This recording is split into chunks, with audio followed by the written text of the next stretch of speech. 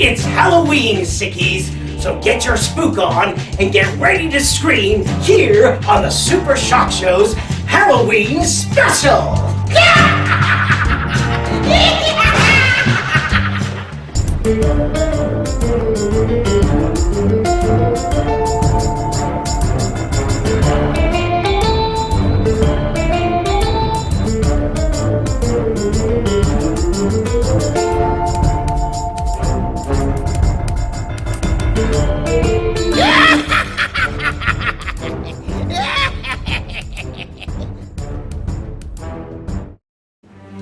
Welcome to the celebration, sickies. I'm ready to send shivers down your spine and conjure up a nightmare or two.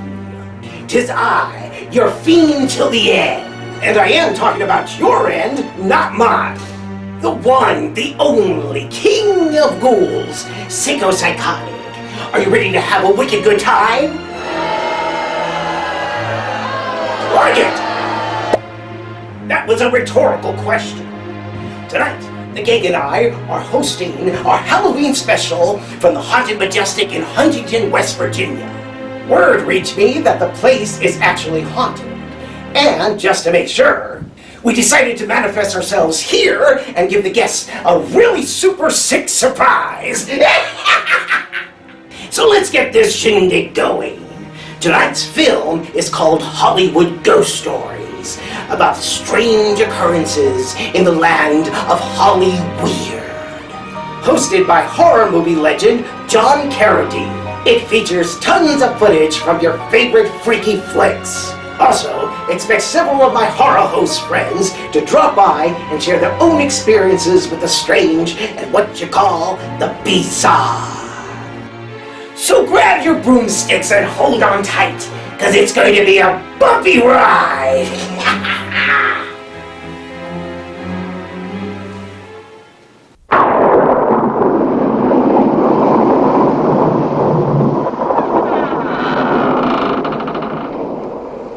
This way, please.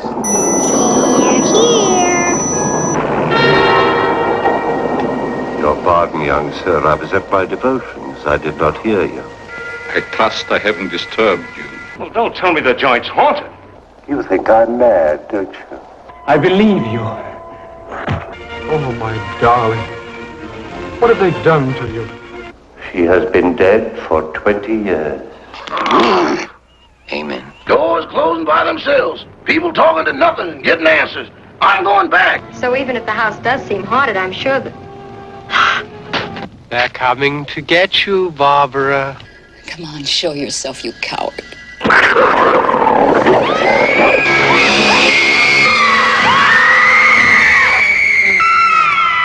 I hear somebody scream?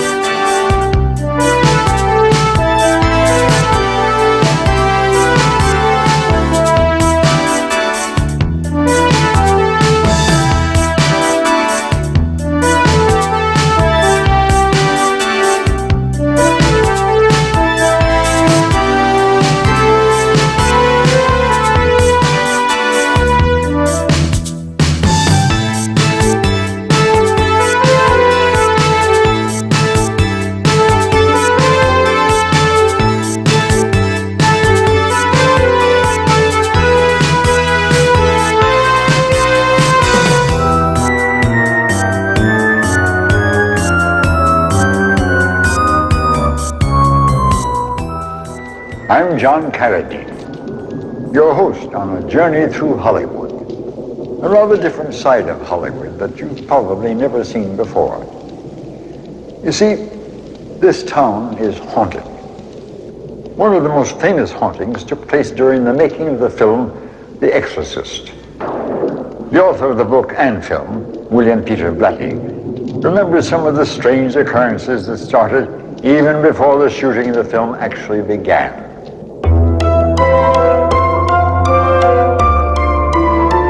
My former wife kept insisting that she had seen the telephone receiver lift like this, right off the hook of itself. Well, I didn't know what to make of that. frankly, but a couple of days later, I was sitting right next to that phone, and it was sitting on a very stable, flat base, flat surface, and it rang, and I was a heavy smoker at the time. I reached for my pack of cigarettes before answering the telephone, and before I could put my hand on it, I watched the receiver lift from the cradle, just enough to clear it and fall off the hook.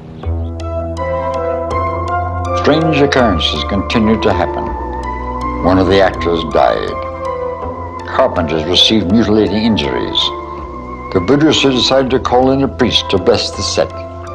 There was a cessation of these problems after the blessing, after the first blessing. And they did not recur until we changed locations from New York to Georgetown. And they started again, and the same Jesuit, who was my teacher in high school, actually, Father Tom Birmingham, was called out, and he blessed us again, and it stopped. But again, as a Catholic and a man of faith, I certainly believe, and a man of reason, I think, I certainly believe that something unknowable was operating on us at the time.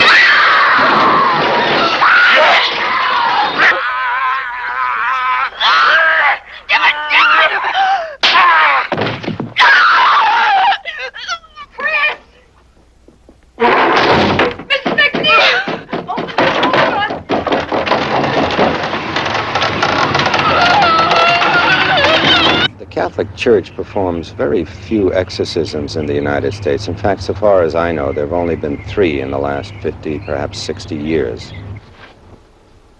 What's that? Holy water. You keep it away. It burns! Oh, it burns! Before allowing such an exorcism to take place, a rigorous investigation is conducted, and among the signs of possession are clearly visible, exterior, undeniably paranormal phenomena.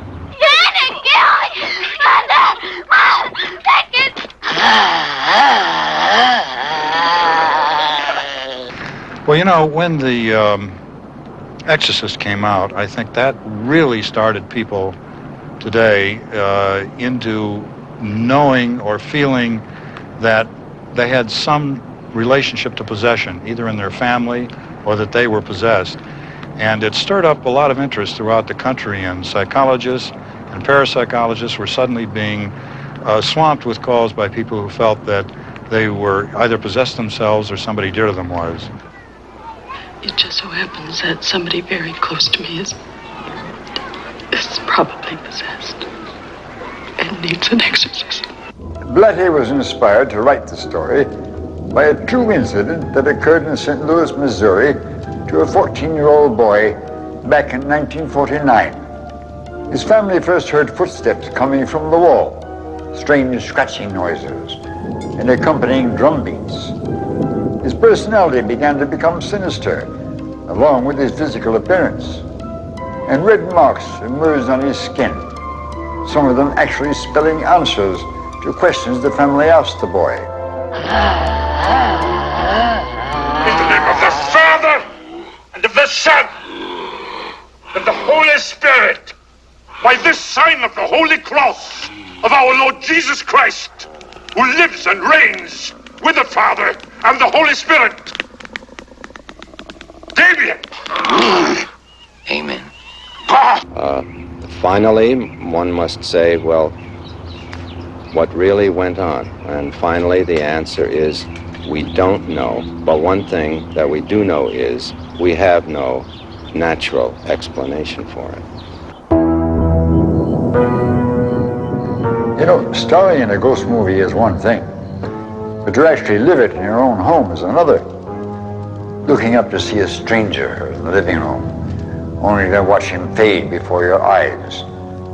As actress Elke Sommer and her writer husband, Joe Hyam, can attest to, living in a haunted house can be a trying experience.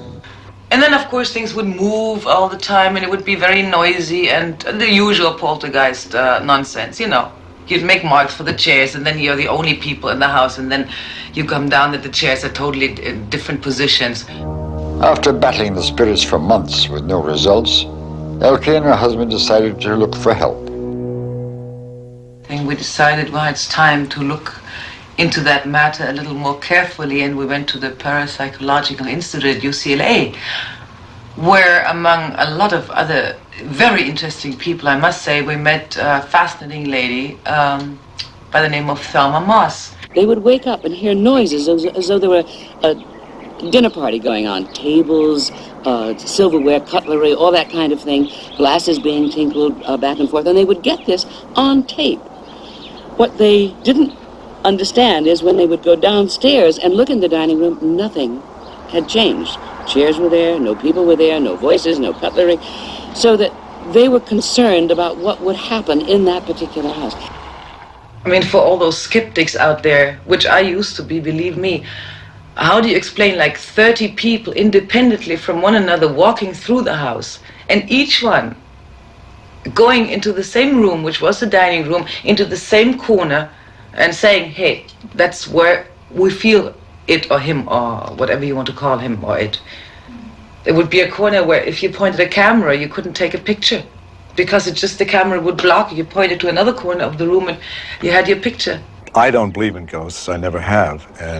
But it was a good story to shoot, and they had all the evidence visually for me to capture on film. Except that something happened which kind of spooked me, because on one roll of film that I shot, in the particular room where they first spotted the ghost, there was about 4 frames or 5 frames of film progressively fogged down to the end of the frame, giving it a ghost-like appearance, especially Joe Hyams, who was in the shot. And when that was processed and I took a look at that, I thought there was no way that could have happened either by somebody in a lab or whatever. Usually it would happen at the beginning of a roll, where you had access to light as you loaded a camera.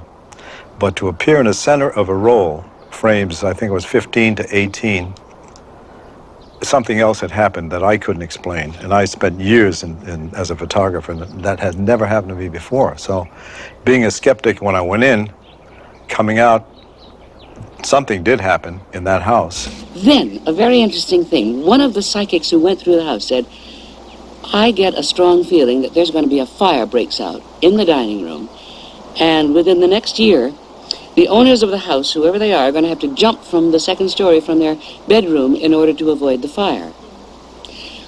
Well, I wrote that down. That was all part of the data.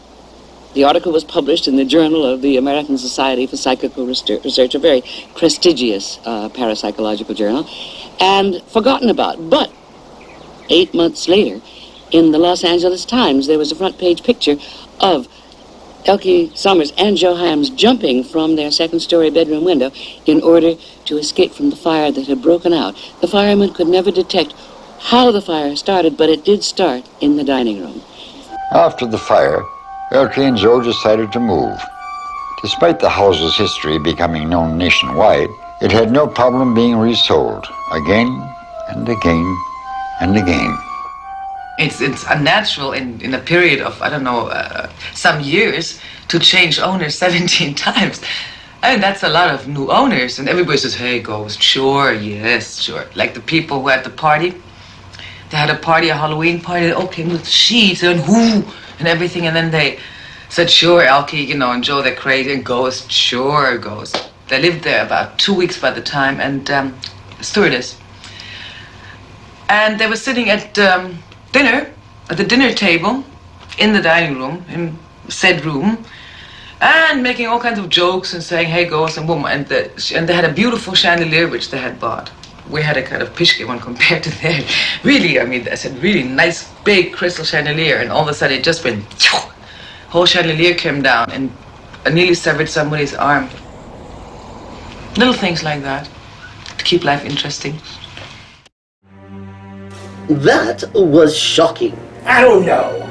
I don't feel that The Exorcist really lived up to all the hype when it was first released in theaters. You can't be serious. The movie has terrified millions over the decades. Hog radish! It only got 1 X rating, and it wasn't wasn't even banned in the USA. You're gonna have to work a little bit harder, Pazuzu, if you want to make it in the scare business. Did you just provoke the demon Pazuzu? Someone had to tell him that his fear factor was a bust. I think I'm going to head on back to Las Vegas, feeling a little homesick and all that sort of stuff. Good luck to you, Sicko. Not so fast, Cameo! Where do you think you're going? You still have the rest of the movie to show. But, before you do, here's Bobby Gammonster to tell us about a curiously creepy experience he had while giving a ghost tour. Oh dear.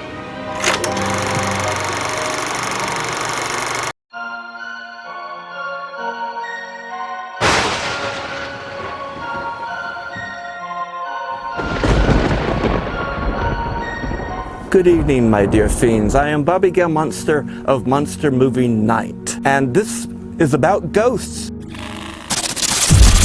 fact, I used to take my hearse and do haunted hearse rides.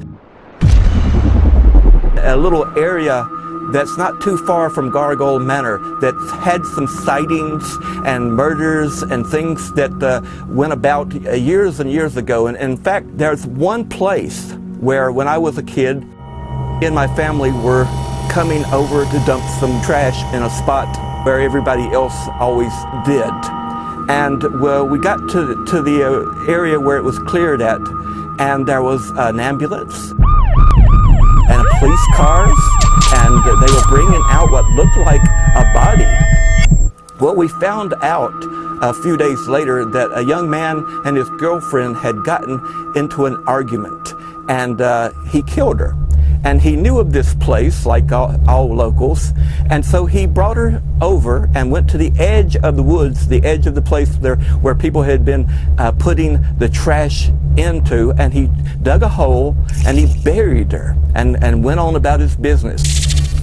Well, about a week later or so, an old man came over with his hunting dogs to check the place out, and his dog went right to that spot and was digging and gnawing on something. And when he went to look, he saw that he was gnawing on a toe, a big toe. And so he called the police, and that's where we saw coming in. You know, that's heinous and awful in itself. But years later, people said that they could see lights and that it always stayed colder in this spot.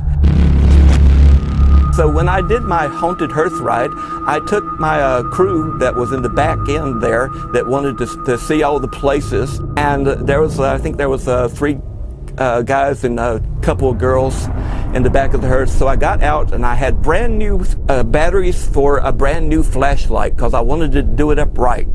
And so we stopped. I cut the engine off of the hearse. We got out. I was telling them that story that I just told you. And each time that I shined the light towards the opening, towards the place where she was buried at over into the woods, the light would go dim.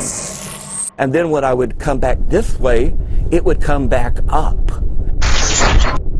So I was fascinated that this was happening, and so I was doing it a couple of times, and I looked around to say something to the people who was doing the hearse ride to say, hey, isn't this something?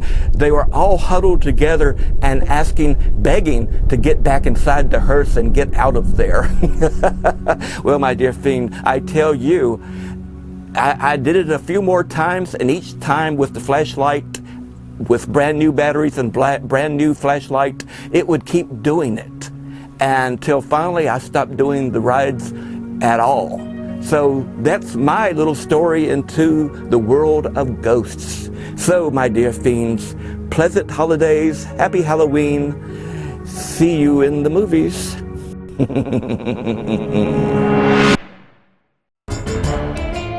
Stick around. We're serving more junk fodder after these messages. Now, on with the show.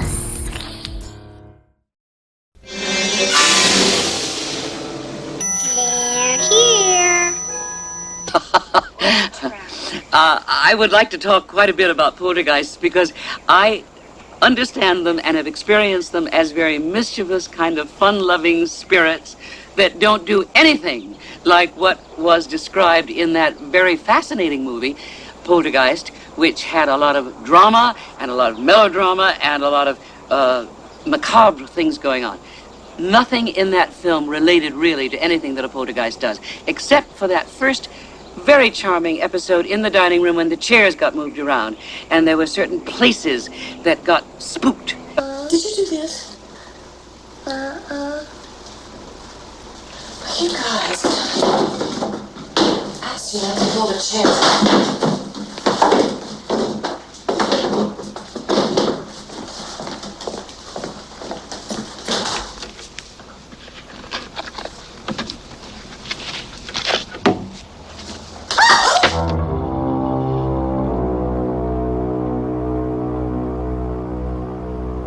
However, let's make it very clear, I have never known a poltergeist to do anything evil, anything macabre, like taking a child out of its domain and bringing it into a closet where it's suddenly in another special territory.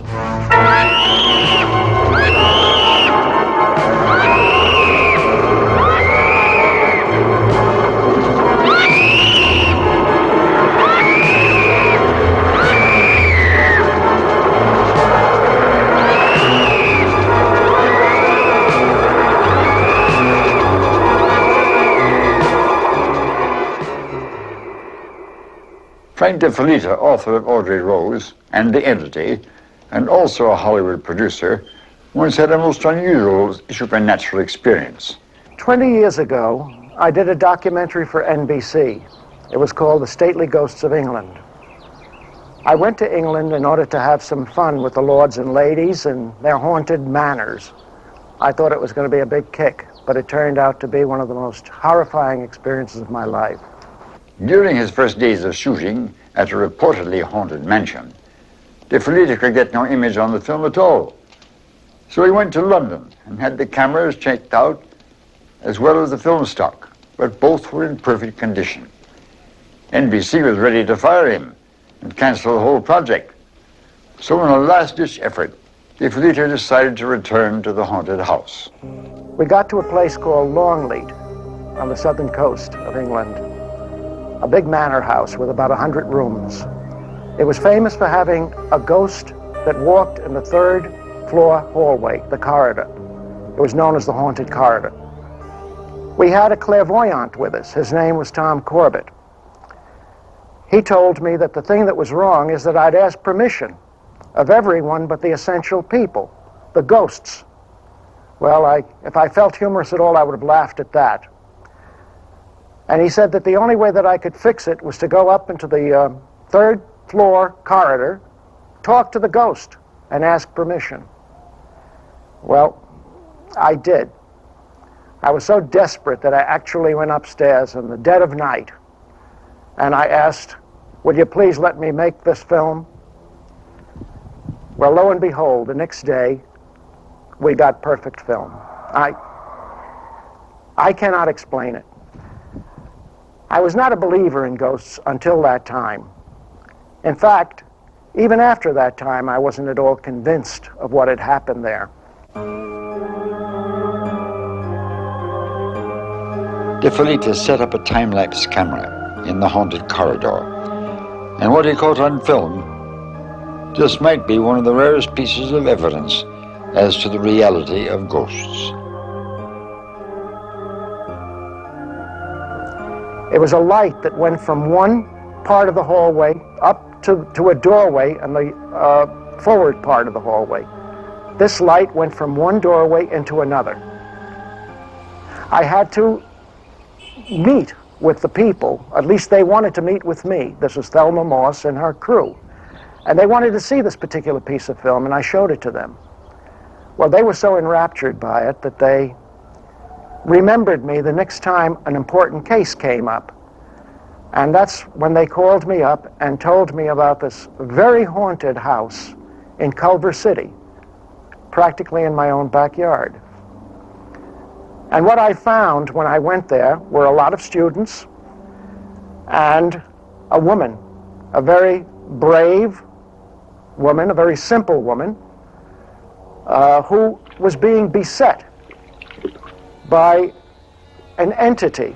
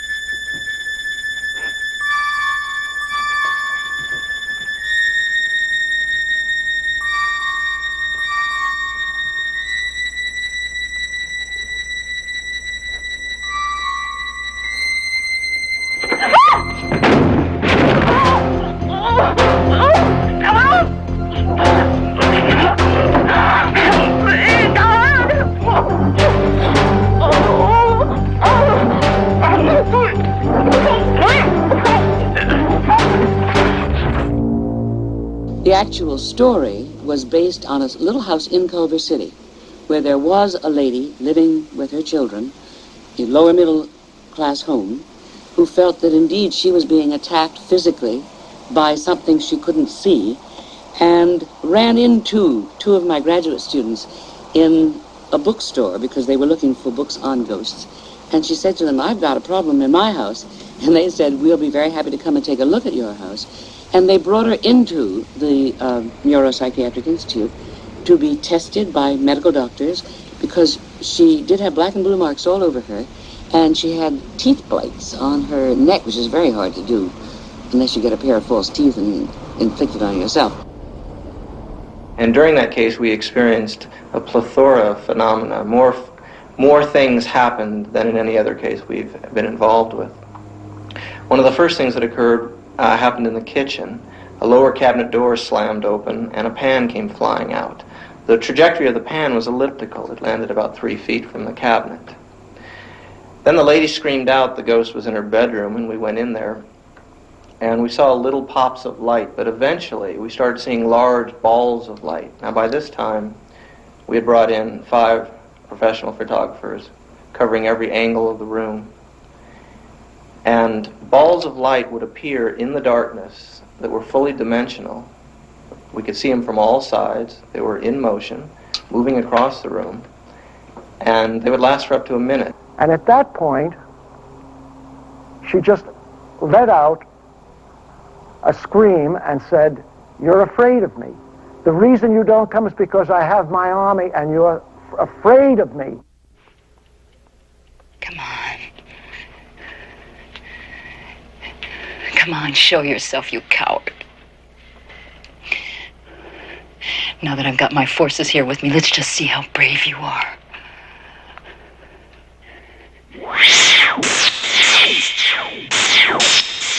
We were all ducking. These things were firing all over the place. I first thought it was some kind of short, but it wasn't. They seemed to have a purpose and an aim. And at that point, she started laughing and saying, "Well, you're showing us your lights, but you're not showing us yourself. Show us yourself, you damned coward." Is that all you got the guts to do? A lady bitty light?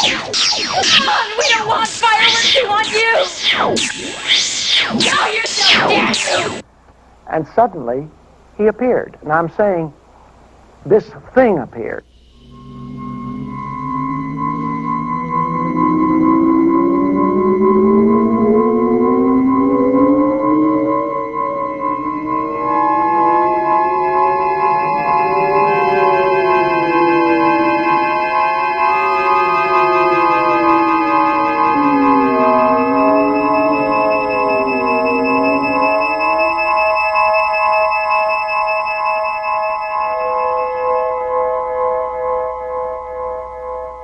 It was the most amazing thing I think that I've ever seen. And from that point on, I truly believe that there's something beyond our world.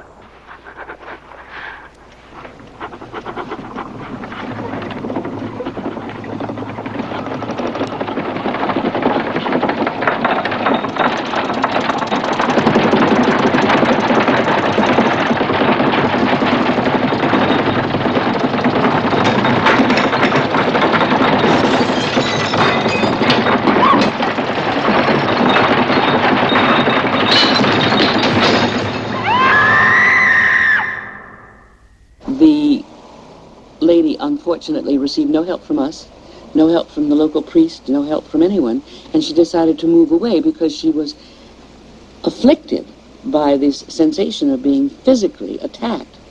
She moved to Texas, and I'm sorry to say that that entity, whatever it was, seemed to be attached to the family rather than to the house, and it moved with her to Texas. The real-life evil doings and the entity were not limited to the West Coast.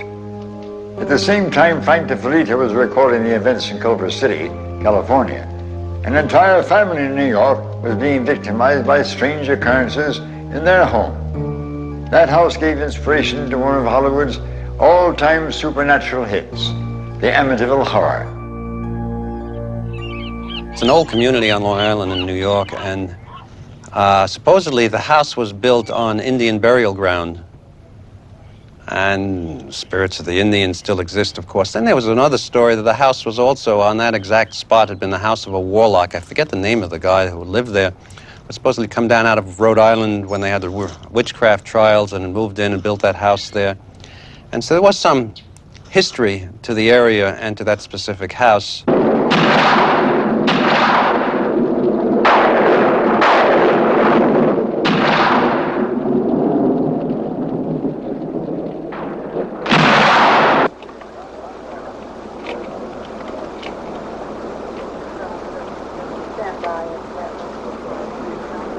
The George and Kathy Lutz family moved into the house after these murders, and they stayed only 28 days.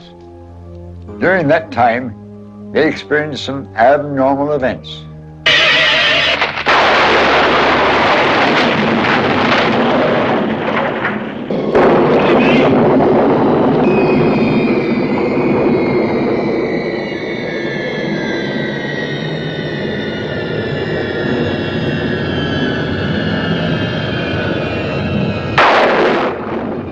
But the Lutzes claimed many strange things, the children having nightmares, the daughter talking to the pig, having this strange thing in the house, in her room, that only she could see. Jesus loves me, the Bible. Who are you singing to, Princess? You scared Jody. Jody?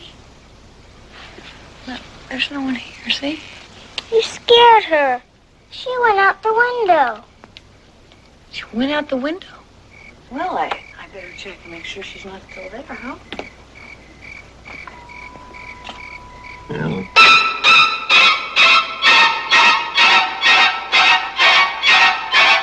I mean, one of the things was the Lutzes did go into the room at night, and there was the rocking chair rocking by itself, noises coming out of the basement, unnatural cold in one of the rooms, the priest having problems with the flies in the house and getting sick.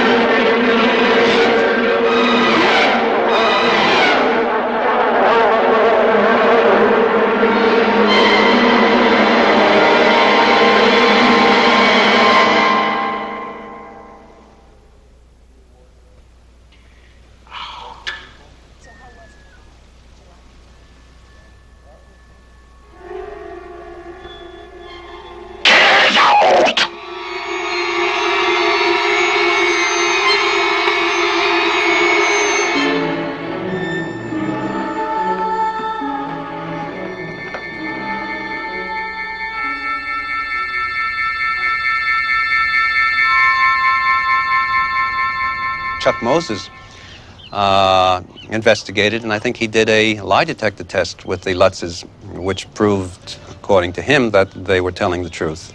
And the first thing that I did was to have them submit to polygraph examinations here in Hollywood.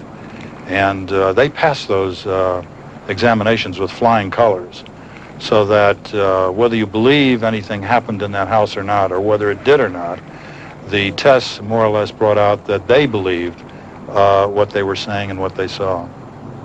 I can't possibly see how this could be a hoax. I mean, I do know the Lutzes left. They moved out of the house. They left their possessions in the house. I think she left her jewelry, if I remember, upstairs. There were clothes in the dryer. There was food in the freezer. There were too many things that they left in the house to create a hoax. Normally when you create a hoax, you would do it for a purpose, monetary gain, some kind of gain. What kind of gain could they possibly get out of leaving the house, walking away from it? They didn't have a book contract when they left the house. Even if they had had a book contract, there was no guarantee that the book would possibly be a bestseller. They did not have a movie contract, and if they did have a movie contract, there was no guarantee that the movie would come out and be successful. The house and town have survived the Amityville horror, but the townspeople are as split as ever about what really happened. Yeah, I believe so. I think so, because I know a lot of people who have gone into the house after this had happened, and they get scared and they ran out and stuff like that. But there really hasn't been anybody interested in buying the house or anything else like that. Yeah, they do believe it's haunted. I didn't go see any of the movies because I didn't want to waste my money to go see them. I know the story is not true. Okay, I have heard that people have read the book and seen the movies, that someone was supposedly possessed, the house was haunted, and mysterious things were going on, and none of it is true. It's just not true. The Committee for the Scientific Investigation of Claims of the Paranormal would not have really been interested in the Amityville horror had they not purported it to be something that was based on fact. Well, the second that it was purported to be a true story, we sent out a team to investigate it. And what they found was that many of the claims based in the book and in the movie were not true. And the priest, for instance, had not gone to the house at great length, and they just talked to him on the phone and things like this. There was a real priest who had gone to the house, who had had difficulties in the house, had gotten sick, had had trouble with his automobile on the way after leaving the house. It was just what it is in the media. If they say it's true, then it makes it much more interesting, and it makes more people see the movie, and it makes it more interesting than if it was just fiction. You will be running for the exit, but no bother. We have the blast. If they can keep me getting inside, but quite costly for you to leave. I love this job. Welcome back, Sickies. Hope you're all enjoying the Halloween special. Rhetorical question. Don't even get me started. I do love a good movie. Too bad we never show one. What do you mean? This is a gruesomely spooky documentary narrated by the great John Carradine himself. Uh-huh. At least he got paid. Well, folks, this is as close as we're going to get to showing real movies like The Entity, The Amityville Horror, or Poltergeist on the Super Shock Show. Yay! Aren't we all lucky? Stifle it, Silky, or I'll have your pinchers pinched. Now, there are various theories about what a poltergeist is. Who cares? But there are portals that entities use to manifest themselves into this realm. Duh. For instance, actress Charisma Carpenter, who you may know from hit TV shows like Buffy the Vampire Slayer and Angel. Well, she has gone public about her experience and witnessing such phenomenon that is very reminiscent of the movie Poltergeist. By the way, Silky, have you seen where that blockhead cameo floated off to? I saw him over by a church. Church? Yeah, but they slammed the door on him. I gotta remember to try that. You know, he's been acting kind of strange lately. I mean, more than usual. But regardless, we'll be bringing Cameo back in a moment. In the meantime, I've invited someone who is very familiar with portals. Scarlett Kaiju from the Mansion of Mystery. She's joined us to divulge her uncanny encounters. And some of you may be surprised to learn that not all ghosts were once human. Some of them were human companions.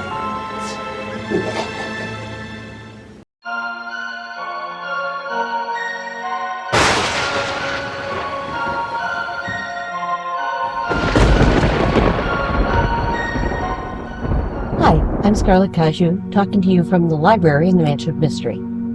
I've got two very interesting stories, a scary one and one that's kind of sweet. The first one occurred when I was moving out of my mother's house and into my own apartment.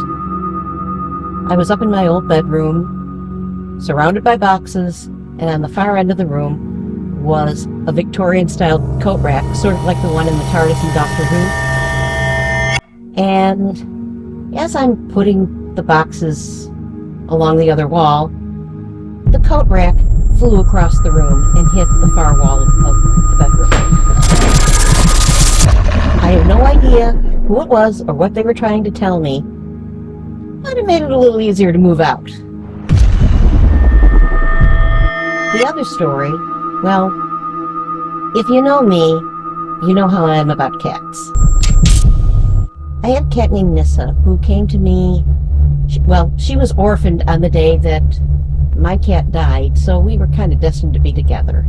She was a feral, and it took her a while to settle into being a lady, but eventually she did. And she was a good companion for about 7 years. However, that was about all we had because she developed a wasting condition, and eventually we lost her. It was a very hard thing for my husband and me, and afterwards we were kind of drained, so we went into the bedroom and took a nap. And I remember waking up and I saw her sitting in the window. Just for a second, and she didn't look at all like she did when she died. She looked young and healthy, and she was there for a split second, and then she was gone.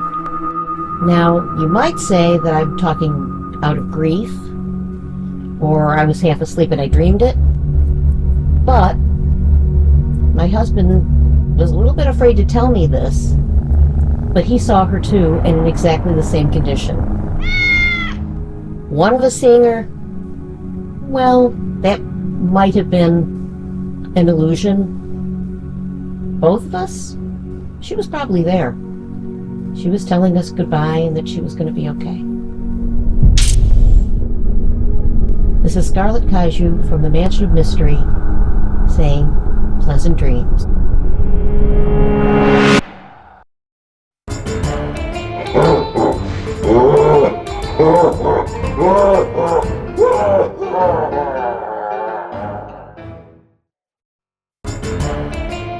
And now, on with the show.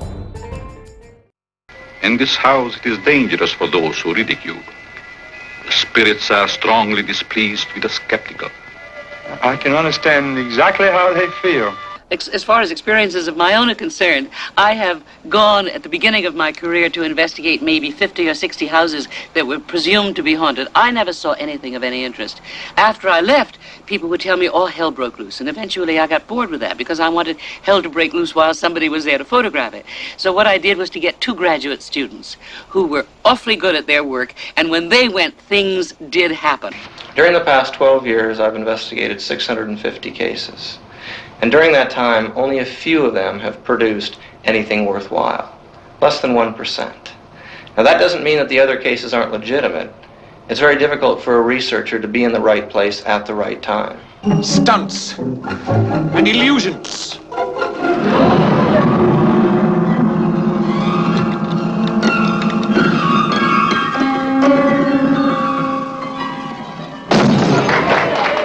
Humbug and deception. Flim-flam. And hocus-pocus. I think that you'll find that there's a fraction of 1% that are really legitimate cases.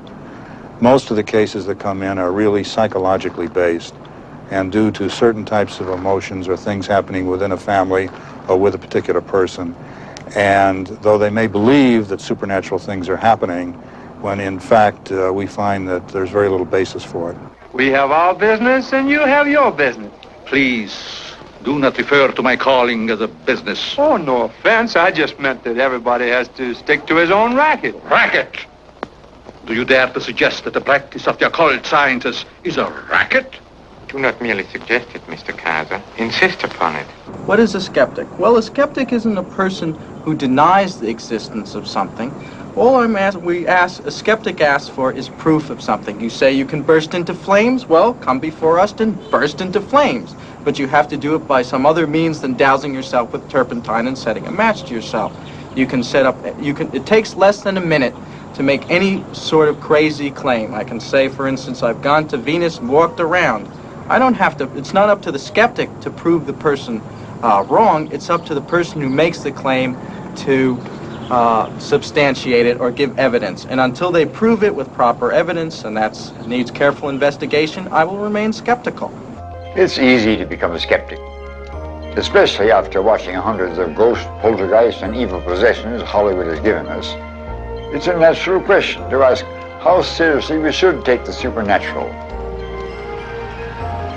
Nearly 60 years ago, Sir Arthur Conan Doyle, creator of Sherlock Holmes, used his own knowledge of deductive reasoning to support his beliefs in the supernatural. There are two things that people always want to ask me. Well, one of them is how I ever came to write the Sherlock Holmes stories, and the other is about how I came to have psychic experiences and to take so much interest in that question. When I talk on this subject, I'm not talking about what I believe. I'm not talking about what I think. I'm talking about what I know. There's an enormous difference, believe me, between believing a thing and knowing a thing. I'm talking about things that I've handled, that I've seen, that I've heard with my own ears. And always, mind you, in the presence of witnesses. I never risk hallucination. More recently, actress Susan Strasberg had a very personal supernatural experience. One day, a close friend told her that she had received a message from the actress' late father, famed acting coach Lee Strasberg. The message had told them to go find a personal note written by Strasberg himself. So the day came when I had been told to do this thing, and with much trepidation, thinking, oh, I'm crazy, and why am I going to do this? I'll be disappointed, and it can't be, and maybe she was making it up and, not meaning to. And so I got a writer friend of mine and a doctor, because I thought I wanted to have two witnesses, so they couldn't say that I had made it up. And followed the sort of game plan that my father had told us. And down the line, from A to Z, everything happened as he had said that it would. The message was in a place where he had said it would be, in the container that he had said it would be in.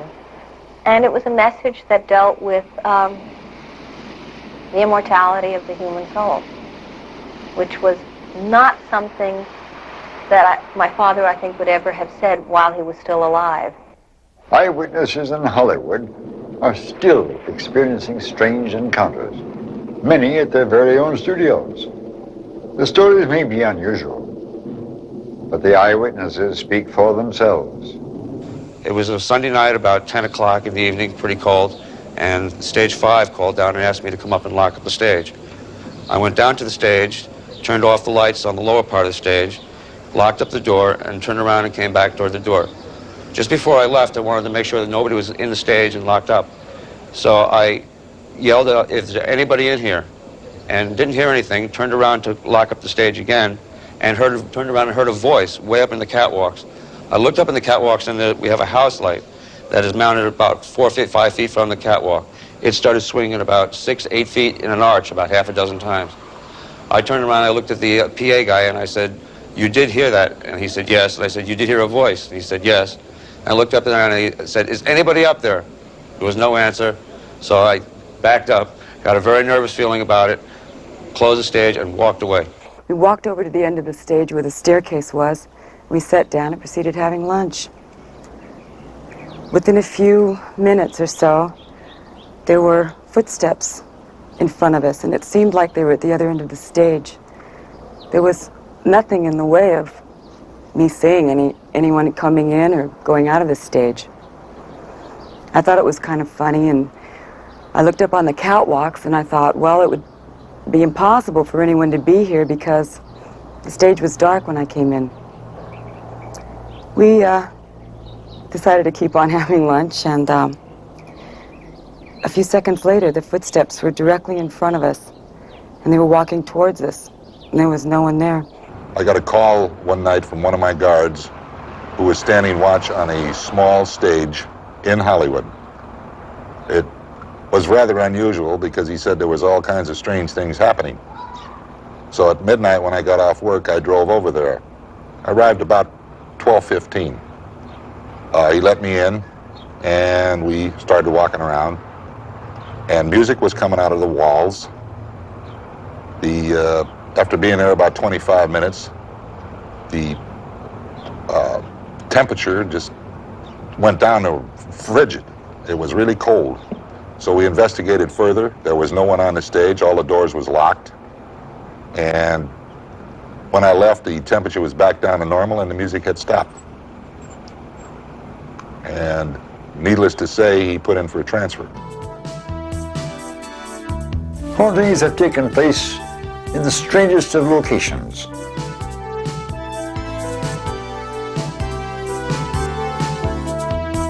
I've investigated quite a number of sites in Hollywood, including the old Houdini estate on Laurel Canyon Boulevard.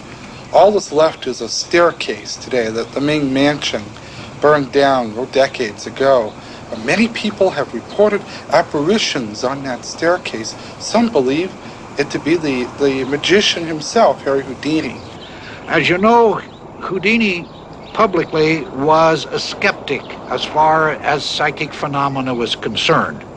That's not uncommon. Most magicians, and particularly those at the level of Houdini, have had the same attitude or response, that psychic phenomena is not legitimate, and I think that Houdini felt so because he was able to create so many illusions himself, but they were done technically and mechanically.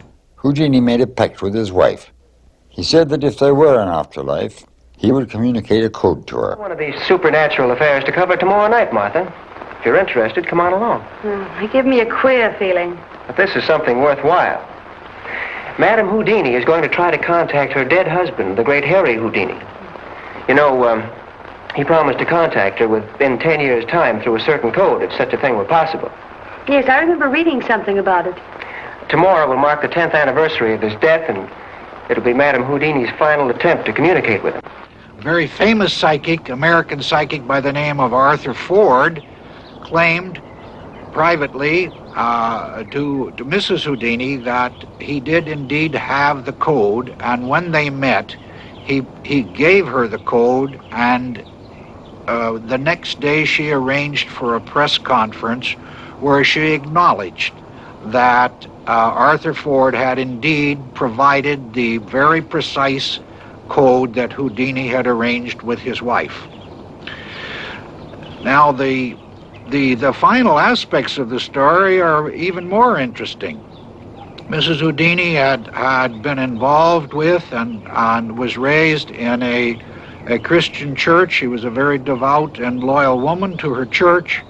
And within a day after her public announcement, officials of the church called upon her and persuaded her to retract her statement, which she did do. And through to the end, she maintained that no one had ever successfully broken the code or provided it to her. I'm glad to see you back, Madame. I could hardly wait. Was the seance a success?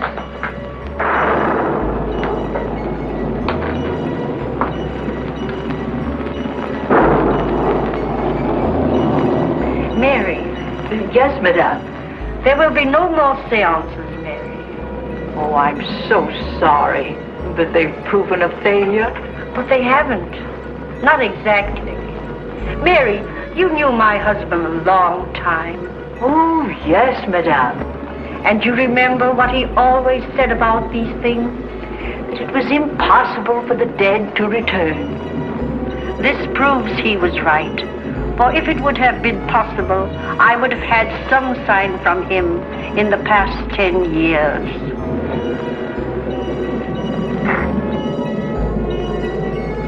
Well, that is over.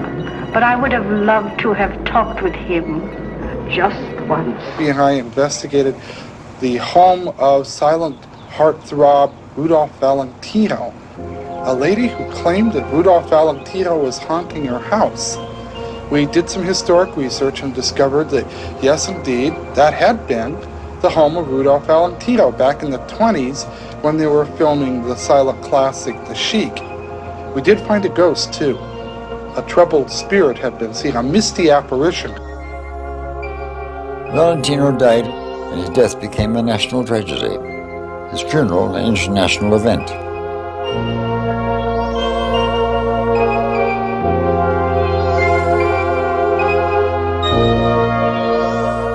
2 years, his house remained abandoned until actor Harry Carey moved in. But Carey discovered that he wasn't alone in the house. He reported that he was sharing it with the ghost of Valentino. The following year, a newsreel, Ghosts of Hollywood, recorded the haunted visits. Perched high upon this crest, like the nest of an eagle, he appropriately named this abode Falcon Lair.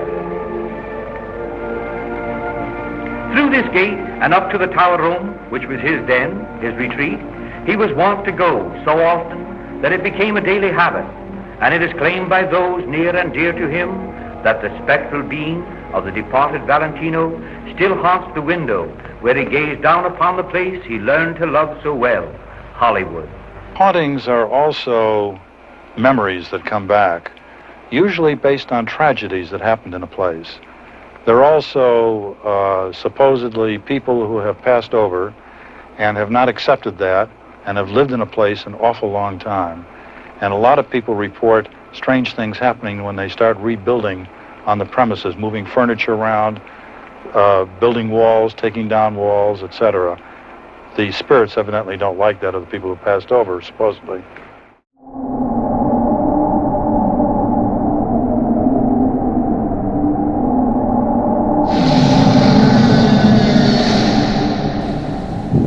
I don't know about the rest of you, but hearing those skeptics yap for over half an hour is getting on my last dead nerve. Yeah, let's hear more ghost talk. That's what we're here for. I agree. Apparitions are far more intellectual. You know what the problem with humans is? Whatever. They use electronic junk equipment. All you get from that is static and glitches. Now, if you really want to communicate with the undead, here's what you gotta do. Now listen up. It's a bit complicated. What you're gonna need are 2 paper cups just like this. 2 cups. Not 1, but 2. Not 1, but 2. And string. And string. You run the string through both cups, and there you go. That is utterly ridiculous. All you gotta do is move around one end of the cup until you get a signal. Really? This is absolutely Hello. My name is Casper. Huh? Who's Casper? Can I join your friendship club? No, I don't want to be your friend. Get lost, kid. I'm trying to reach someone famous. I wouldn't mind being friends with Casper. How about you make me one of those fancy paper cup devices? Shh, someone else is coming through. Hello? Hello? Who'd I reach? Pazuzu. Pazuzu? Oh, no. Listen here, Pazuzu. I've been meaning to talk to you about your failure to scare anyone. I am so sorry, Paz. I mean, Pazuzu. I'm not part of this. I don't even know these people. Creatures. Would you knock it off? I am out of here. Have you considered working for the post office instead? I don't know what's up with Cameo, but Frank Bay, better known as horror host Octavian Hallow, is joining us now, and who better than a disembodied spirit to tell us about the various ways ghosts make their presence known. Hello? Hello? Must have been disconnected. Maybe I need a longer string.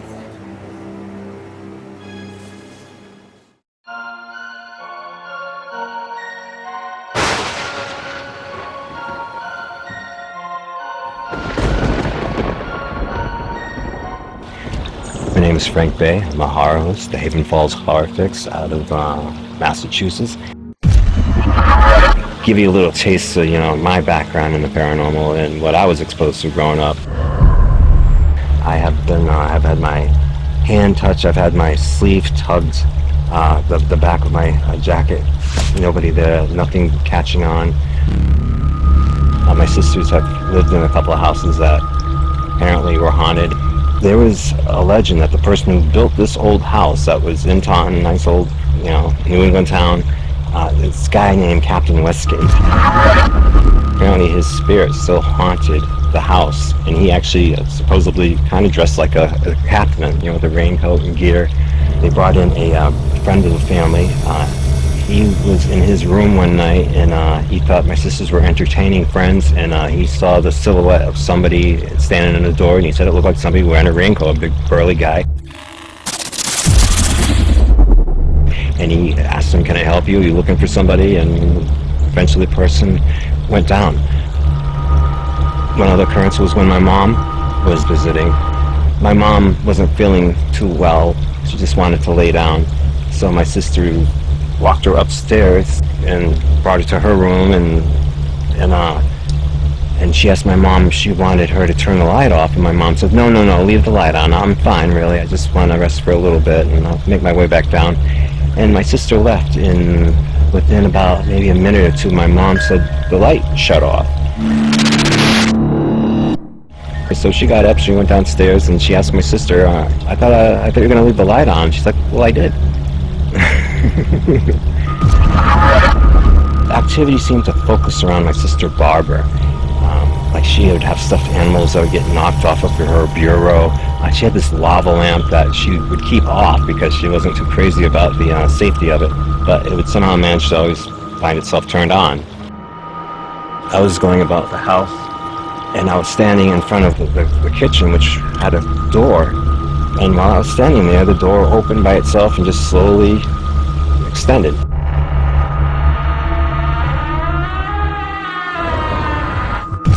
You know, I guess that was like an invite for me to enter. I didn't. I truly believe I had more experience as a child and I repressed because they were fearful experiences.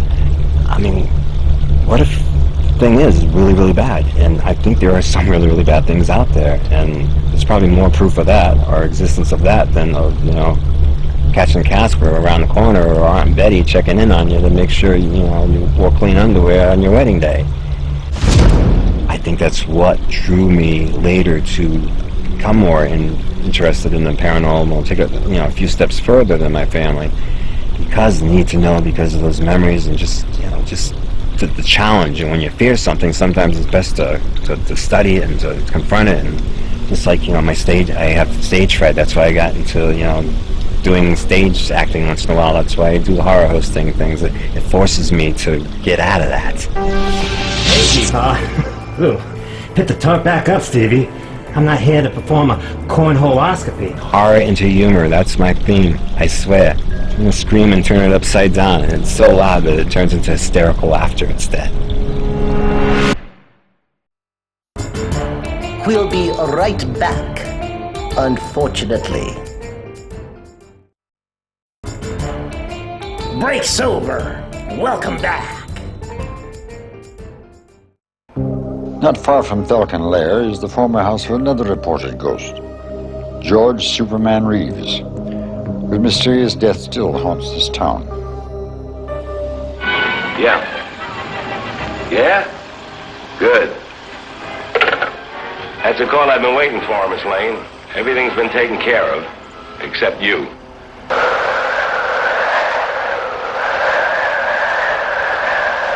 Blakey, don't.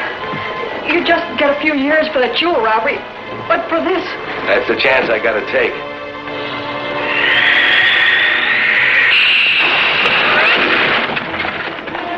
No, I don't believe it. You will, Blinky, you will. You're just wasting your ammunition, Blinky. Sit down.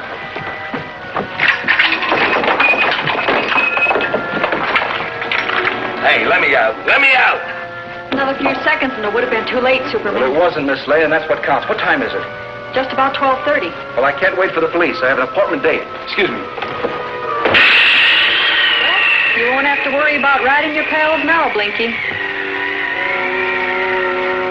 For the children of the 50s, there was no more tragic figure in haunted Hollywood than George Reeves, Superman. The Man of Steel, dead in his bedroom of a bullet wound to the head. How George Reeves died on June 16, 1959, may always remain a mystery, but reports of his afterlife visits may be even more unexplainable. The house has had several residents since Reeves died. One couple reported hearing noises in the bedroom. They went up to the room, only to find the Man of Steel dressed as Superman, staring at them and slowly disappearing from in front of their eyes. The couple moved out that night and never returned. And so, boys and girls, be super citizens and have a super future by saving regularly with United States savings stamps at school. And keep on making me and everyone else as proud of you as we are today. Bye now.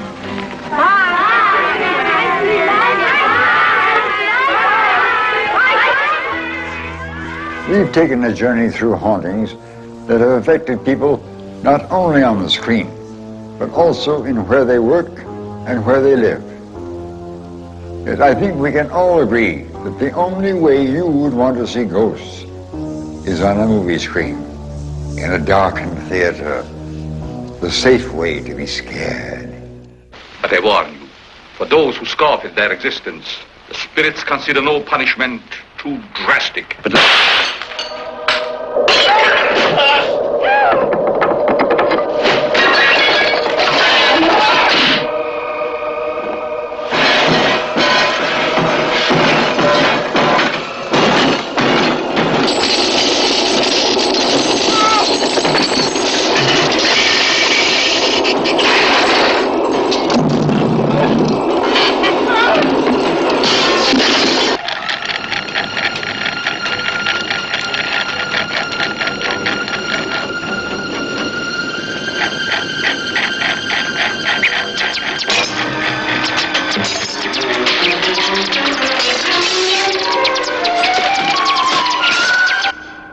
It's she. It's got to be. She's come back.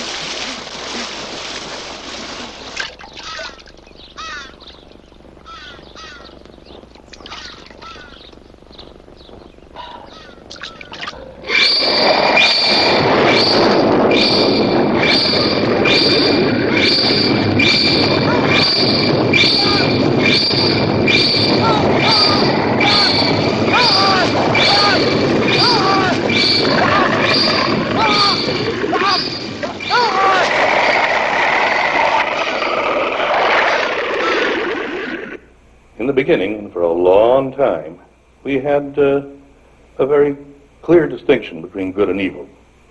The good guys wore the white hats, the bad guys wore the black hats, and then suddenly, after World War II, there was a slight change noticeable. And as time went on, we found out that everyone was suddenly wearing a gray hat, because films no longer took a distinct stand about morality, about good and evil. Through the 60s and into the 70s, there was more and more evidence that evil per se was never defined. She thinks that the child is evil. She also thinks the child isn't hers.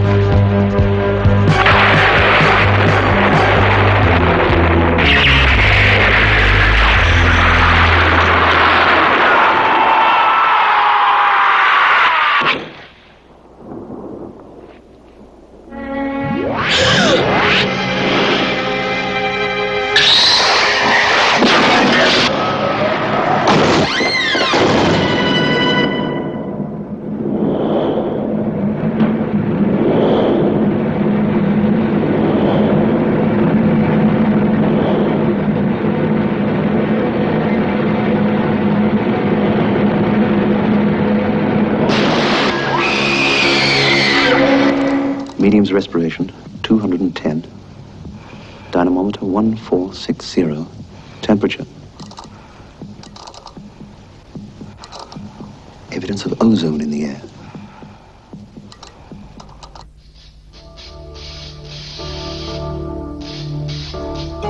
Ectoplasm forming.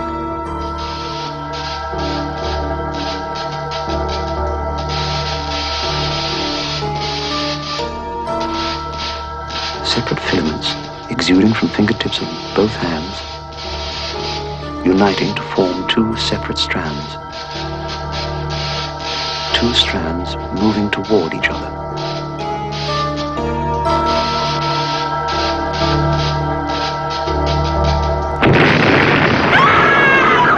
As scary as evil ghosts are, Hollywood has just as often let the supernatural show us our own comical side. That not-so-brave side that comes out when we have to go into a dark room or investigate a strange noise. Would you mind telling me where you ladies are taking me? To the Carrington estate. Oh. Is there anything wrong with the Carrington place? Yes, ma'am. If there wasn't anybody living there, it'd be a haunted house.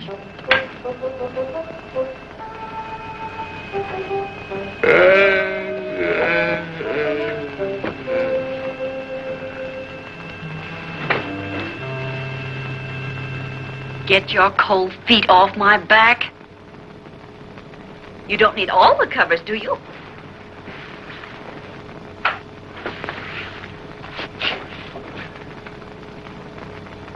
Here I am, Toppy. Remember me, the girl that sat on your lap? Oh, this is terrible. What's terrible? You're a ghost. You're dead. No kidding. BK, you've got to get out of here. I've had enough trouble with your kind of people. Mr. Towers! Hey, Eddie, got a cigarette?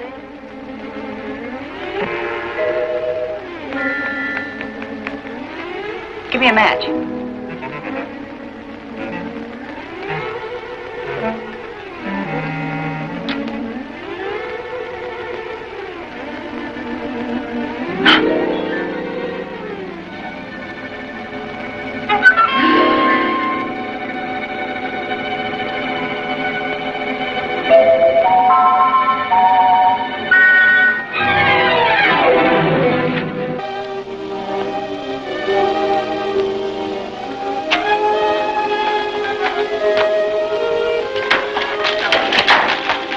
Memphis on fire. Huh? Wally, Yes, dear? did you see the way that fire came on? What fire? All I can see in this room is you. I'm a witch. A witch? I knew it all the time. You did? Of course. I've been under your spell since the moment I met you.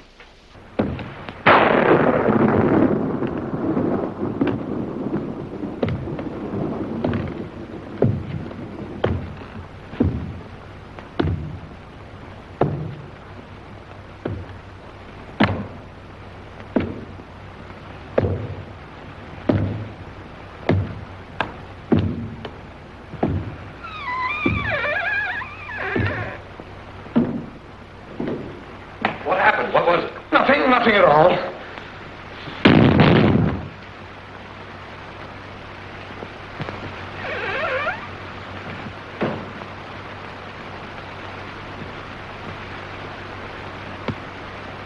Hey, did you just pass here?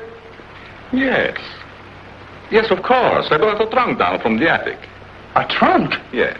Were we here? I couldn't say. Well, maybe we're not here now. Maybe. Maybe.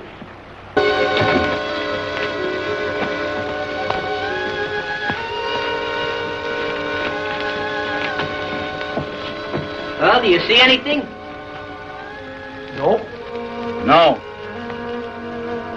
Who that? Who that? Who that say who that when I say who that? Who said who that when I say who that? What's the matter with you? That's just an echo. It's an echo. See that? What I tell you. There's nothing to be scared of. That's what you say. Boys, here we go again. Wait for me. I, Montague Brooke, being of sound mind, do hereby make my last will and testament. I hereby bequeath my castle in Goblin's Knob and all the treasures therein contained to my beloved niece, Hilary Brooke, on the condition that she shall spend the night of the date of the reading of this will in the castle. If, for any reason, she should fail to spend the entire night in the castle, the estate shall become the property of the trustee, my lifelong friend, Attorney Claude Melonhead. Spend the night in the castle? Why, that place has been haunted for 20 years. I'd be afraid. And you refuse to spend the night there? Just a minute. Miss Brooke will spend the night in the castle. And Mr. Costello and myself will be there to see that no harm comes to her. Very well. If you choose to challenge the supernatural to take your life in your hands, you're perfectly welcome to try it. Here is the key to the haunted castle. Hello? Hello? There's nothing to it, Louie. Listen. Hello? Hello? Go ahead, try it. It's fun. Merry Christmas. Happy New Year. Take it easy, please. Where are you going? I don't like the echoes. You don't like the echoes? Are you sure that's echo? Certainly they're echoes. Let me see it then. Go ahead, look. Listen. Yeah? Wait a minute, watch it. Go ahead, try it. Try it. There you are. That's... Now... Wait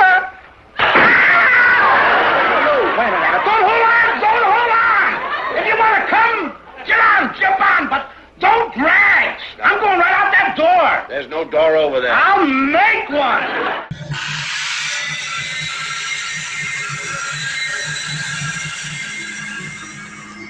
You let my little boy down. You never paid any attention. Look what you did to him. Jason, mother is talking. Get him! Kill them all!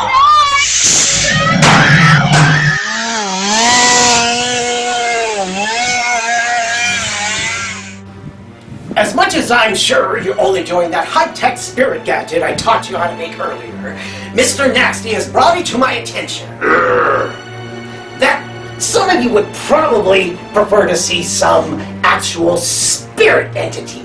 You know, like Slimer, Annabelle, Freddy Krueger, or cool ghouls like myself. Well, I'm here to tell you that you don't need expensive malfunctioning cameras to view them. Us. All you do need are a pair of 3D glasses. What do you see, Mr. Nasty? Well, what do you know? It's a dinosaur ghost. Well, looky here. There go some nice Templars. Looking good, fellas. Oh, wait. What's going on over here? Yuck. Well, just a bit of warning, sickies. Sometimes you might actually see some visions that are a little bit revolting. Affection is what I think they call it. Speaking of things we'd rather not see, it's almost time for a commercial break. But first, here's Jim Childs. Well, he's not really anyone particularly special or anything, so we won't mention him any further. We'll be seeing you soon.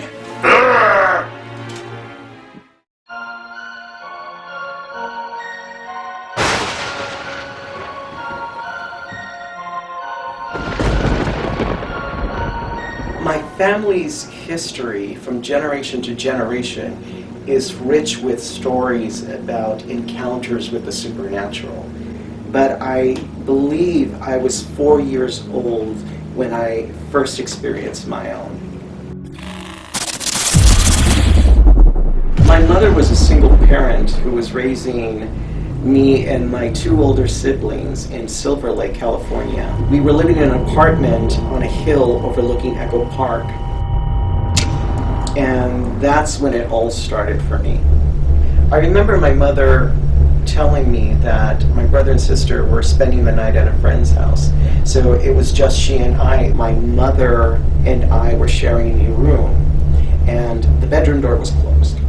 but I heard noises coming from the living room. My first thought was that my brother and sister had changed their mind and they decided to come home. So I called out to them, and I opened the door and I looked around, and there was nobody home. So I closed the door again, and then I heard noises again, this time coming closer until it was outside our bedroom door, and my mother was insisting that I go to bed because it was late. But I was wide awake and I wasn't sleepy at all, and I was feeling a little defiant, so I stood up and went to a corner and just stood there like this, like, no. So while I was standing there being all defiant, I hear the door again, and I see the knob start to turn. The door creaks open slowly, and then there's a pause, and then it flings open, and I kid you not, this shadow entity came through the door, and it was right near where my mom was sitting at. It wasn't like a normal shadow. There was no transparency to it. Darker than any shadow. And it looked like Nosferatu from the silent film, which I had never seen at that point. It had these long nails. I'm standing there shocked as all hell and afraid to move. It turns and looks at me. Then it turns slowly back, and I can see a smile form on its mouth. With its long nails, it flicked off the light switch. Now I am in total blackness, and the thought that this thing was going to snatch me at any moment scared me so much, and I had no idea which direction it would come from.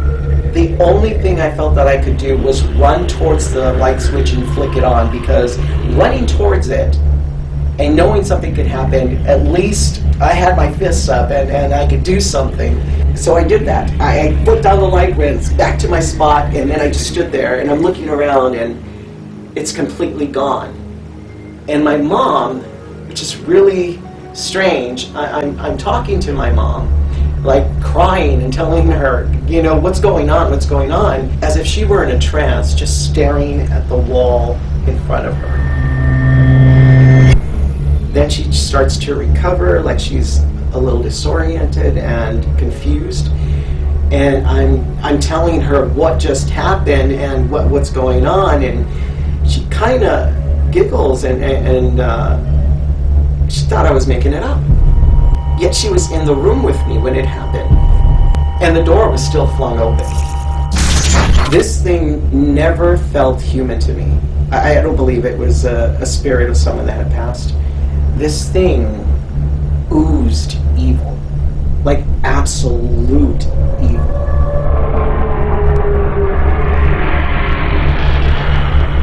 But yeah, that was the beginning of a haunting that would last for many years.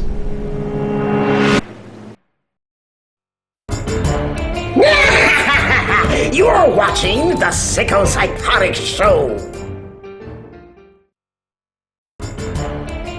Break sober. Welcome back. Hey, good evening. It's Alan Hoover at Haunted Majestic, 5 miles north of Huntington. We're exploring the entire place.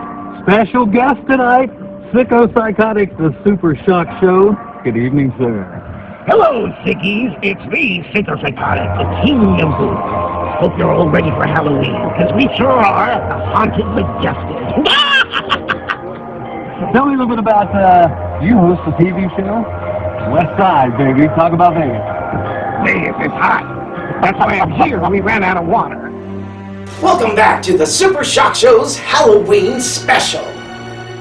We're at the Haunted Majestic in Huntington, West Virginia, where scary things are going down. And you all know that's how we like to roll.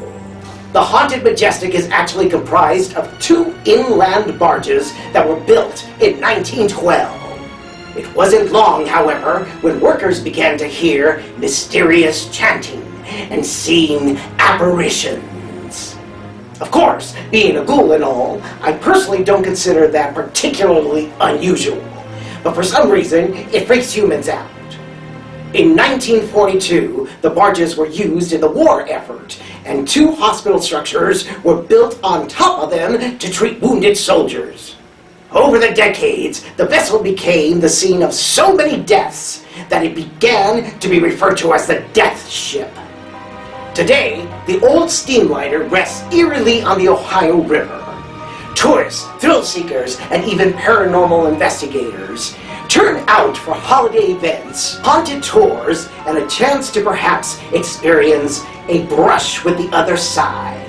So, if you haven't done so already, come on down, and you may also find yourselves encountering the likes of me and my horror host colleagues, like that crazy bunch from the sick world of Dr. Show. Dr. Gangrene from Dr. Gangrene's Sanatorium, Carlos Borloff of Monster Madhouse, Bobby Gammonster from Monster Movie Night, and surprise horror movie actors. Now, let's get back to our chilling documentary, Hollywood Ghost Stories. During the 1940s, when America was in the midst of war and economic problems, Hollywood used the supernatural not only to make us laugh, but to better understand our own lives. There is no finer example of this than in Thornton Wilder's Pulitzer Prize-winning play, Our Town.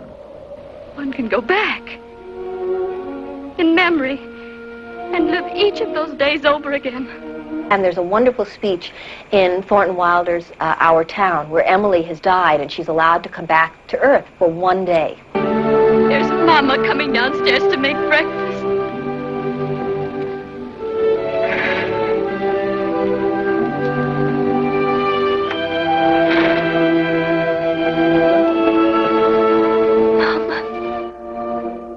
I can't bear it. Why did they ever have to get old? Mama, I'm here. I'm grown up. Oh, I love you all. Everything. I can't look at everything hard enough. And she can pick any day she wants. So she picks, I think she picks a birthday because she thinks it won't be painful. And what happens is she comes back, her ghost comes back, and she begins to realize that, Mama, look at me, please look at me just for 1 minute, as if you really see me. Mama, 12 years have gone by. I'm dead. I married George Gibbs, Mama. Wally's dead, too. Mama, his appendix burst on a cabbing trip to Crawford Notch. We felt just terrible about it, don't you remember? Just for a moment now, we're all together. Mama, let's be happy just for a moment. Let's look at one another. And at the end of it, she says, "Oh, Earth, you're too wonderful for anyone to ever realize you. Does anyone ever realize life while they live it?" I'm your guardian angel.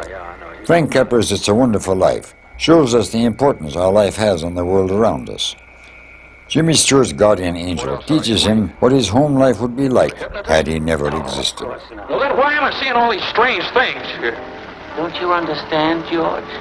It's because you were not born. Well, if I wasn't born, who am I? You're nobody. You have no identity. What do you mean, no identity? My name's George Bailey. There is no George Bailey. You have no papers, no cards, no driver's license, no 4F card, no insurance policy. You've been given a great gift, George. A chance to see what the world would be like without you. Tommy! Hey, Janie, Susan, where are you? They're not here, George. You have no children. What have you done? All right, put up your hands. No fast moves. Come on out here, both of you. Bert! Thank heaven you're here. Back there. Bert! What's happened to this house? Where's Mary? Where's my kids? Watch him, Bert. Bert, Ernie, what's the matter with you two guys? You were here on my wedding night. You both of you stood out there on the porch and sung to us. Don't you remember? I think I better be going. Look, now, why don't you be a good kid and we'll take you into a doctor. Everything's going to be all right now. Bert, now listen to it. Ernie, will you take me over to my mother's house? Sure. Bert, listen, it's that fellow there. He says he's an angel. He's trying to hypnotize. I hate to do this to you, bud, but... Run, George! Run, George! Joseph! Oh, shut up! Oh, Joseph! Joseph!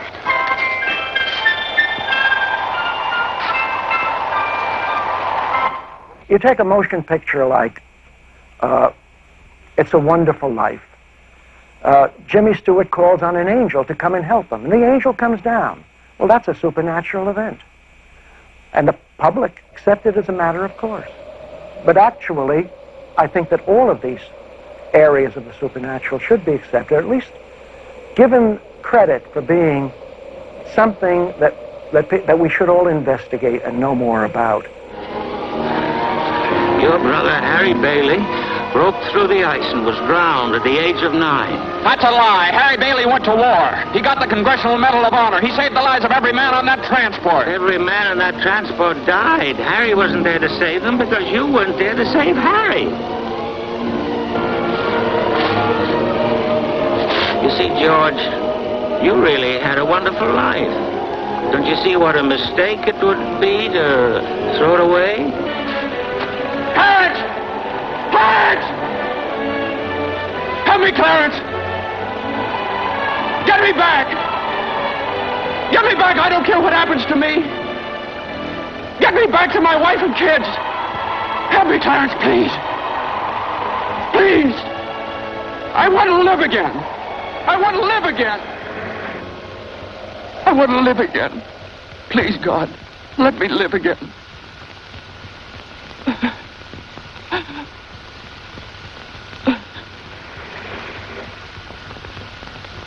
Hey, George! George! You all right? Hey, what's the matter? Now get out of here, Bert, or I'll hit you again. Get out of here. What the Sam Hill you yelling for, George? You... George. Bert, do you know me? Know you? You kidding? I've been looking all over town trying to find... Bert! What do you know about that? Merry Christmas! Why is there so much talk of ghosts? The supernatural, the unexplained. Well, we're slow to let go of the people we believe in. Maybe, just maybe, they're also slow letting go of us. We don't know exactly where we come from, how our consciousness evolves. We don't know exactly where it goes. Religions have been founded to give an answer to this question. And superstitions have taken the place of religion in many cultures, trying to give people an answer to the problems that beset their lives. This is the eternal mystery, and only the supernatural seems to afford some clues to the answer. All those important things, mother and daughter, husband and wife, enemy and enemy, money and miser, all those terribly important things, the earth part kind of burns away, burns out. And what's left? What's left when memory is gone? And your identity, Mrs. Smith? Something eternal. We all know down in our bones that something is eternal, and that something has to do with human beings. All the greatest people that have lived for the past 5,000 years have been telling us that, and yet you'd be surprised how we lose sight of that fact. There's something eternal about every human being. You know, it's Gertrude Stein. When she was on her deathbed, Alice B. Toklas said to her, "Gertrude, Gertrude, what is the answer?" And Gertrude Stein looked up like with her dying breath and said, "What is the question?" I believe that whatever happened in this case was not simply a mental disturbance. It was something beyond that, and something inexplicable, and paranormal phenomena were undeniably taking place in connection with it. I'm much more open to when people say, "Hey, we have a ghost," you know. Before I would have said, "Yeah, sure, you got a ghost. Yeah, sure." Today I'll listen, and I'll believe them. Right after that happened, a gal friend of mine had come back from London, living in an actor's house, and she was reading a book in a corner of her room, and suddenly the hairs on the back of her head stood up. It was a huge house, and she looked up from the book, and she claims in the corner was a ectoplasmic kind of shimmering object. She ran about 400 yards to the nearest house. A woman opened the door, and she took one look at my girlfriend and said, "Oh, you've seen the ghost, have you?" At which point, my girlfriend passed out. And that happened right after this story that I did, so put them all together, and what do you got? Ghosts. But when it comes to ghosts, when it comes to apparitions, we tend to sort of smile a little and scoff at them. But I am one person who actually saw one. I think it'd be marvelous if there was some way that we could establish real contact with this other dimension, where I believe a lot of us go when we die. There's a lot of research to indicate that with a near-death experience, people find themselves traveling at the speed of light into another dimension, where they meet people who have gone on, who have died before them. And if that really is a plane of existence, I think it might be possible to make contact with that plane of existence. The Greeks talked about it, the Romans talked about it, the Chinese have talked about it, and the Indians have talked about it. The yogis do make contact. I think it'd be wonderful if we could do it in a scientific way to prove that there is something important beyond this life. Whether you are a skeptic or a believer, we can all agree that the unknown is and always has been a fascination for all of us. And next time you walk into a dark room, think twice when you take it for granted that you're alone, especially if you're in Hollywood. Haunted Hollywood, that is.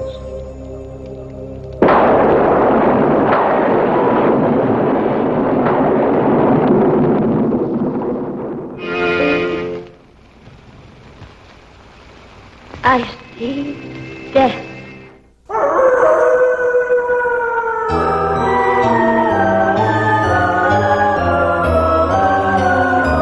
Why are you haunting me? You're making me afraid. You chase me round all day. You scare my friends away. Why are you haunting me? You fly around my room. You rattle chains till 3.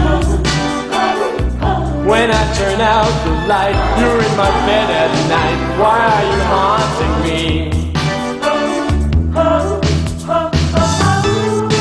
I have the letter you left me, the night you took your own life. You said you'd come back to get me, and I don't stand the ghost of a chance tonight.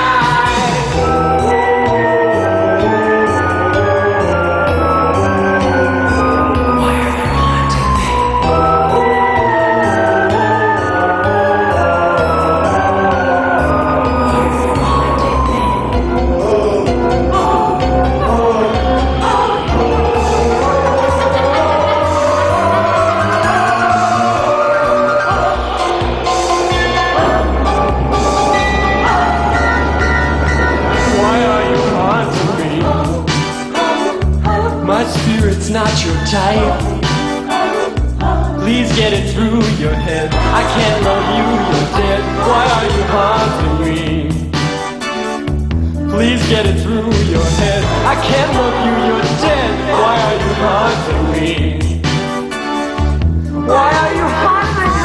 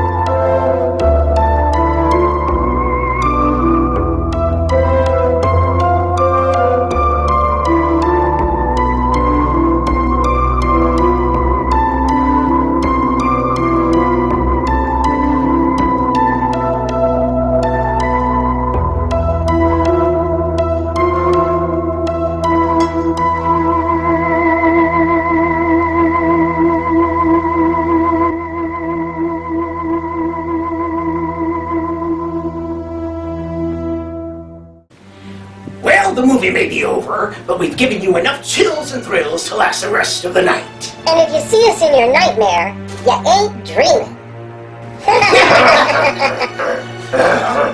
Cheerio, get back over here in the closing shot. No doing. I am not going to be anywhere near you when Pazuzu exacts his vengeance upon you. Nope, I am fine where I am, thank you very much. Pazuzu? Why would my uncle bring vengeance upon me? His own nephew. Because you provoked a demon from down, there somewhere, and I, for one, am not going to be, what did you say? Uncle? Nephew? Yeah, you daft piece of driftwood. He's my uncle. Really? They're family, and families always talk to each other that way. Yeah, just like we do. I can't believe I just said that. Why, Sicko-Psychotic, you consider us family? Don't get carried away, shoebox. So as not to confuse the viewers, let's just keep calling you a sidekick. I think I'm going to shed a splinter. Ew, I think I'm going to vomit. Until next time, Happy Halloween!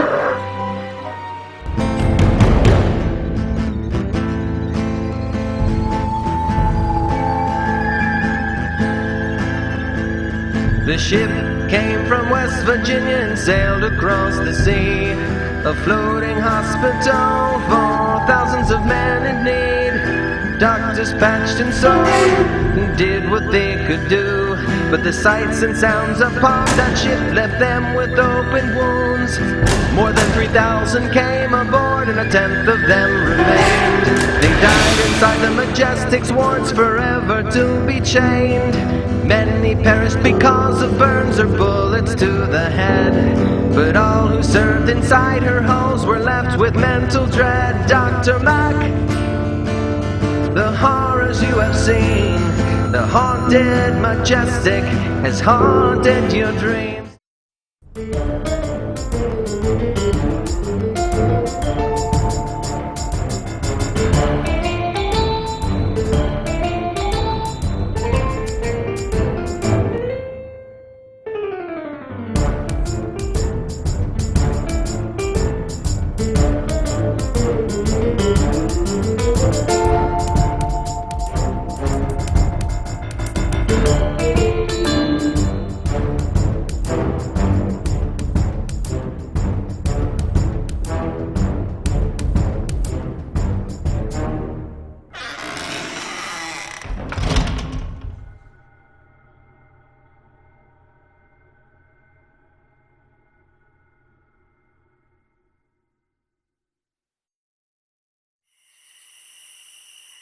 Ah, shut up.